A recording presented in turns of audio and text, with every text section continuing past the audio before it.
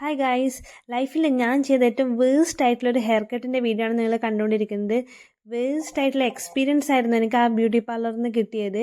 Actually ഞാൻ സാധാരണ hair cut ചെയ്യാത്ത ഒരാളാണ്, അറ്റം മാത്രം ട്രിം ചെയ്യുന്ന ഒരാളാണ്, സ്റ്റൈൽ ചെയ്യാറില്ല. ബിക്കോസ് ഭയങ്കരമായിട്ടുള്ള മുടി കൊഴിച്ചിൽ എനിക്കുണ്ട്. അതുകൊണ്ട് ഇതിന്മേ പണിഞ്ഞിട്ട് മുടി അധികം കൊഴിയേണ്ട വെച്ചിട്ട് ഒന്നും ചെയ്യാറില്ല. ഞാൻ ആക്ച്വലി ബാക്കിൽ ലെങ്ത് അതേപോലെ കീപ്പ് ചെയ്ത് ഫ്രണ്ടിൽ ലോങ് ഫ്രിഞ്ചസ് ചെയ്യാൻ വേണ്ടിയിട്ടാണ് പോയത്.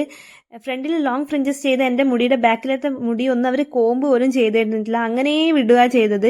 ജസ്റ്റ് ഒന്ന് സ്റ്റൈൽ ചെയ്ത് തരണ്ട, അതുപോലെ അവർ ചെയ്തു തന്നിട്ടില്ല. ലോങ് ഹെയർ സ്റ്റൈൽ ചെയ്യുന്ന സമയത്ത് നമുക്ക് എല്ലാവർക്കും കുറച്ച് കൺസേൺസ് ഉണ്ടാവില്ലേ, അത് ഷെയർ ചെയ്യുന്ന സമയത്ത് അത് കേൾക്കാൻ പോലും അവർ റെഡി ആവുന്നില്ല.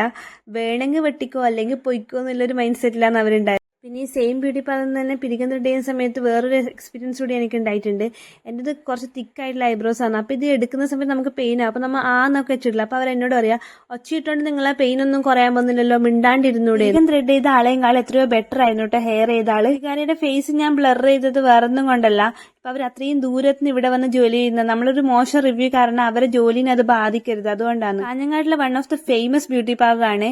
പക്ഷെ ഇതാണ് കസ്റ്റമർ സർവീസ്. നിങ്ങൾക്ക് ഇങ്ങനത്തെ എക്സ്പീരിയൻസ് ഉണ്ടായിട്ടുണ്ടോ ഗൈസ്? ഉണ്ടായിട്ടുണ്ടെങ്കിൽ എന്തായാലും ഷെയർ ചെയ്യണം.